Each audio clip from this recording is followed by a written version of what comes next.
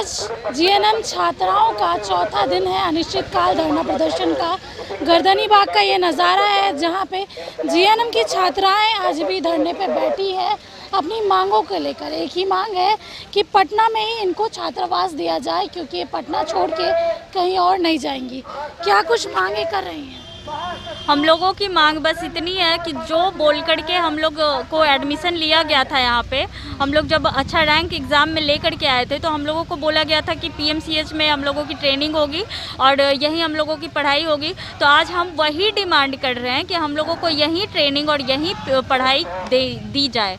जो हम लोगों को ये सदर अस्पताल वैशाली भेजा जा रहा है वो क्यों भेजा जा रहा है ये हमारी समझ नहीं आ रहा है। जब यहाँ पे अगर आपका ड्रीम प्रोजेक्ट है पीएमसीएच को अच्छा हॉस्पिटल बनाने की तो आप बिल्कुल बनाइए, लेकिन हम लोगों को इस तरह से प्रताड़ित करके नहीं, हम लोगों को इस तरह से बलि का बकरा क्यों बनाया जा रहा है। हम लोग का डिमांड बस इतना है कि पीएमसीएच के आसपास में एक बिल्डिंग दी जाए जहाँ पे हम लोगों का जो पढ़ाई है वो कंटिन्यू हो और हम लोग जो ट्रेनिंग पीएमसीएच में कर रहे थे वो बिल्कुल वैसे ही हम लोग करें, क्योंकि हम तो फिर भी फर्स्ट ईयर के स्टूडेंट हैं। हम लोग 1 साल तो पीएमसीएच में ड्यूटी कर चुके हैं, यहाँ का ट्रेनिंग ले चुके हैं, लेकिन कुछ बच्चे तो ऐसे हैं जिनका एडमिशन अभी हुआ है, उन लोगों को पीएमसीएच बुलाया तक नहीं गया। ये धोखाधड़ी हो रही है। काउंसलिंग में एडमिशन में उन लोगों से बोला गया कि तुम लोगों का एडमिशन पीएमसीएच में हो रहा है, आज उन लोगों को वैशाली भेजा जा रहा है, डायरेक्ट वैशाली भेजा जा रहा है। मतलब ये धोखाधड़ी नहीं है तो क्या है? अगर आपके पास जगह नहीं था, सुविधाएं नहीं थी तो आपको एडमिशन ही नहीं लेना चाहिए था। क्यों हमारे करियर के साथ, हमारे भविष्य के साथ खेला जा रहा है? हम लोग जो सरकार है वो हमें बोलती है कि हम महिला सशक्तिकरण, बेटी बढ़ाओ बेटी पढ़ाओ, ये सब नारा लगाती है, लेकिन ये सच नहीं है। सच तो उनका ये है कि बेटी को पढ़ाओ, बेटी को कॉलेज में एडमिशन दो और उसके बाद उसके ऊपर लाठी चलाओ, उसके हक को मारो, उसका दमन करो। बस यही है नीतीश सरकार की नीति, और कुछ भी नहीं है। हम लोग को कोई शौक नहीं है यहाँ पे आके बैठने का। हम लोग को जो राजा पाकड़ भेजा जा रहा है, एक बार वहाँ पे जा करके वो खुद देख ले कि वो कैसा जगह है। वो रहने लायक जगह नहीं है, लड़कियों के रहने लायक तो बिल्कुल भी नहीं है। रोड से वो 15 किलोमीटर अंदर है, मतलब बिल्कुल एक जंगल के बीच में एक बिल्डिंग खड़ा कर दिया गया है। बस वहाँ पे हम लोगों को भेजा जा रहा है।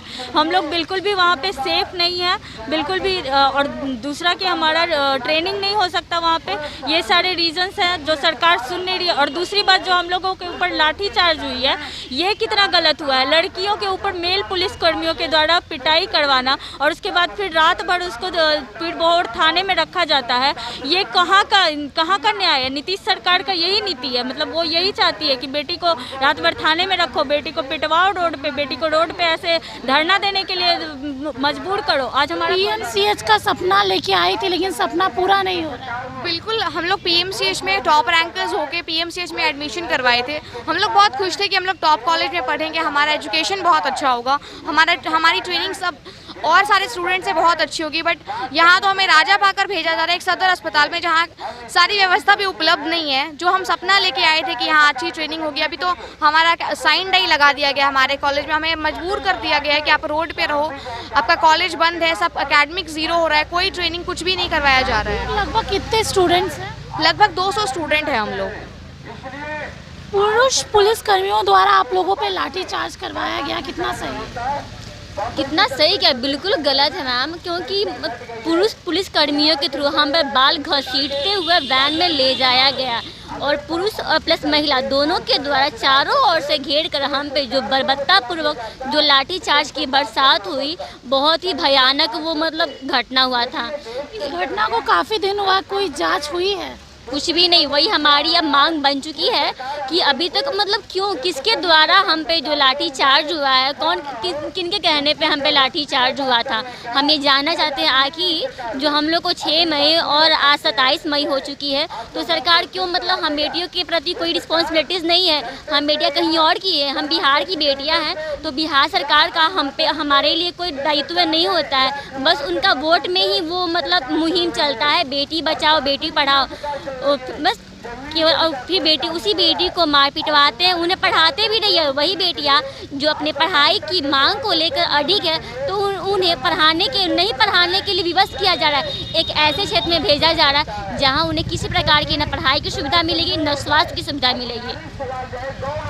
तो देखिए जीएनएम की छात्राएं अनिश्चितकाल धरना प्रदर्शन पे बैठी हैं, अनिश्चितकाल हड़ताल कर रही हैं और एक ही मांग है कि पीएमसीएच में पढ़ने का सपना लेके आई थी, लेकिन सपना अब टूटा हुआ नज़र आ रहा है। पटना के बाहर इन लोगों को छात्रावास दिया जा रहा है, इनको पटना के अंदर ही छात्रावास चाहिए ताकि इनकी ये जो पढ़ाई का सपना लेके आई थी वो पूरा हो। साथ ही जिस तरीके से पिछली बार पुरुष पुलिसकर्मियों द्वारा इन पे लाठीचार्ज हुआ था उसकी जांच की मांग कर रही है। स्नेहा गुप्ता की रिपोर्ट, कशिश न्यूज़, पटना।